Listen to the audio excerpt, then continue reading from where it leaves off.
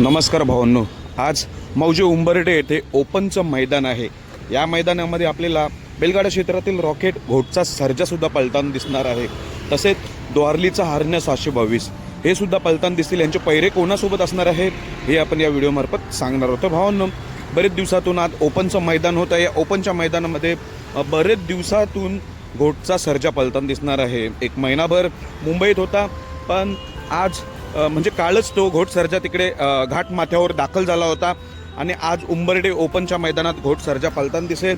आणि उद्या चिपळूणला जाणार आहे, तुम्हाला माहितीच आहे। उद्या घोटचा सर्जा आणि कारंडे एक्सप्रेस चिक्या हे दोघेही उद्या प्रमुख आकर्षण म्हणून कृषी फेस्टिवलमध्ये उद्या जाणार आहेत। पण आज आपल्याला 3 फेरीच्या मैदानात घोट सर्जा पळताना दिसतोय आणि द्वारलीचा हरण्या 722 देखील। तर द्वारलीचा हरण्या 722चा पैरा आहे वाटेगावचा बादल। द्वारलीचा हरण्या 722 आणि वाटेगावचा बादल ही जोडी 100% पळणार आहे। टॉपचाच पैरा झालेला आहे। मुंबईचा टॉपचाच हरण्या आणि वाटेगावचा बादल ही जोडी टॉपचीच झालेली आहे आजच्या मैदानात। आणि घोटचा सर्जा कोणासोबत?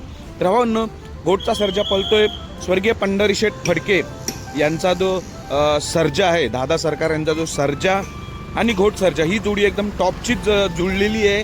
ती आज उंबरठे ओपनच्या मैदानात पळताना दिसेल।